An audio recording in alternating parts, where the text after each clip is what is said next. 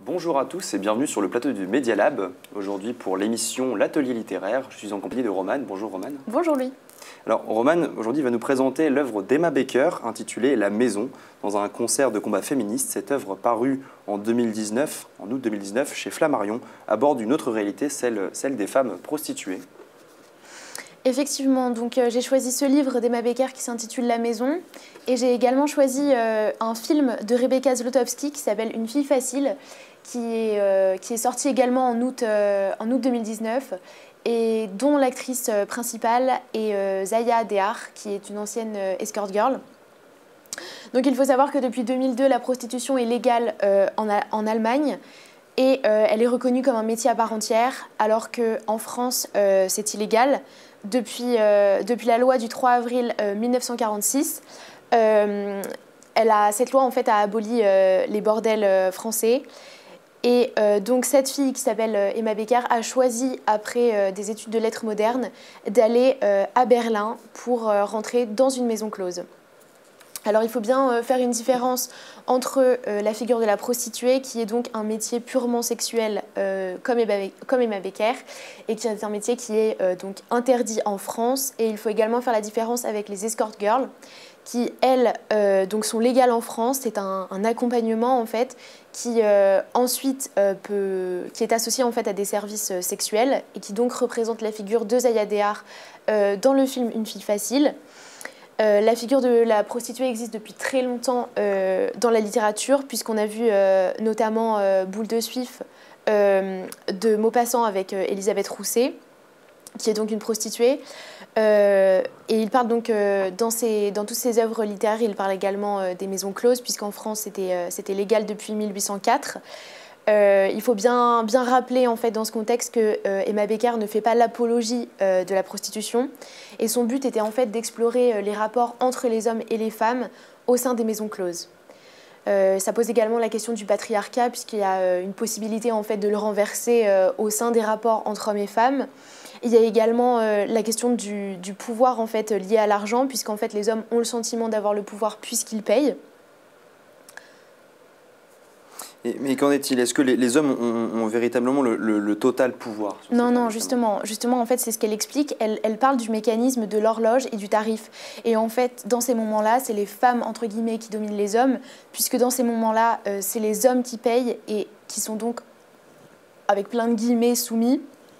Et en fait, au final, les hommes sont réduits en fait, et soumis dans le sens où c'est eux qui payent. Et lors de ces moments-là, elle décrit clairement que d'après ce qu'elle a vécu, ce qu'elle en ressent, elle, c'est que c'est les femmes qui ont en fait, une forme de domination auprès des hommes. Donc certes, il y a une part de sexe en fait, parce qu'on se trouve clairement dans une maison close, donc on ne peut pas le nier. Mais il y a également, au sein de son livre, en fait, elle dresse des portraits d'hommes et de femmes. Et elle ne les dresse pas dans des situations où ils auraient des rapports sexuels, mais elle les dresse plus généralement dans leur manière d'appréhender leur vie et dans leurs questions existentielles en fait. mais du coup, est-ce qu'il y a un rapport? Qu'en est-il de la violence faite aux prostituées justement?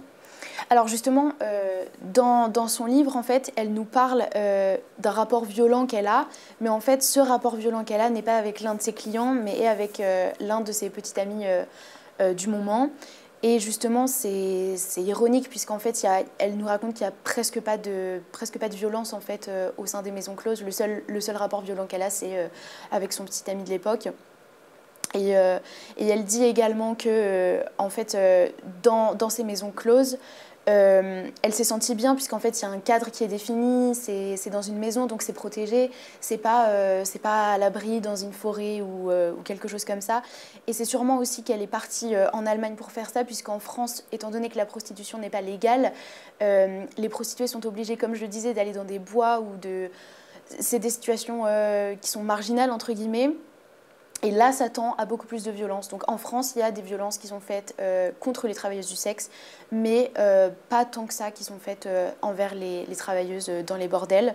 Et c'est justement la grande différence entre le fait d'être prostituée en Allemagne et le fait d'être prostituée en France. Et Emma ensuite, enfin avant cela, en fait, elle voulait dresser un portrait journalistique en fait des femmes et des prostituées donc. Et elle a longtemps étudié la figure des prostituées en France.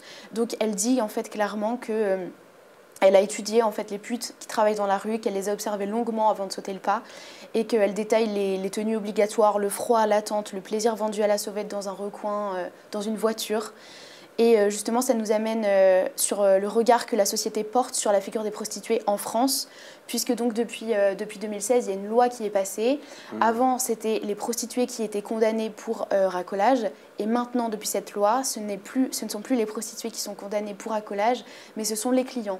Et du fait que ce soit les clients, le problème que ça pose, c'est que les prostituées sont obligées, puisque c'est les clients, elles sont obligées, pour satisfaire entre guillemets leurs désirs, elles sont obligées d'aller dans les forêts, d'aller dans des endroits reclus où elles ne peuvent pas être vues et où les clients ne peuvent pas être pris. Et donc, ça les amène en fait à beaucoup plus de violence et ça les amène également à ne pas faire une sélection dans leurs clients, puisqu'elles n'ont pas le choix en fait. Il y a beaucoup moins de clients, donc voilà. Et donc, ça les amène à se cacher encore plus. Et donc, la question qui s'impose en France, c'est est-ce qu'on fait semblant que les prostituées n'existent pas et que ce combat n'existe pas et donc on les laisse travailler dans des conditions abominables, ou est-ce qu'on leur ouvre les yeux, est-ce qu'on ouvre les yeux tous et est-ce qu'on décide de faire en sorte, comme en Allemagne, qu'elles aient des conditions décentes pour travailler. Et c'est justement ce que déclarent ces deux œuvres que nous avons en face de nous, puisqu'en fait, les deux, donc que ce soit Emma Becker ou Rebecca Zlotowski qui a publié le film, en fait, dans ces deux œuvres-là, les femmes ne sont pas des femmes victimes et elles ne subissent pas, puisqu'en fait, elles ont toutes les deux été d'elles-mêmes soit escort girl, soit prostituées. Et en effet, la figure de la prostituée est considérée comme rejetée de la société. Et donc, je voudrais vous parler également du dernier livre qui s'intitule « Le féminisme pour les nuls ». C'est un livre qui peut, si jamais cette question vous intéresse, vous en apprendre beaucoup, puisqu'effectivement, j'en ai appris énormément avec ce livre. Bien, merci beaucoup, Romane, d'être venue sur ce plateau. C'est la fin de l'atelier littéraire. On se retrouve pour une prochaine émission très bientôt.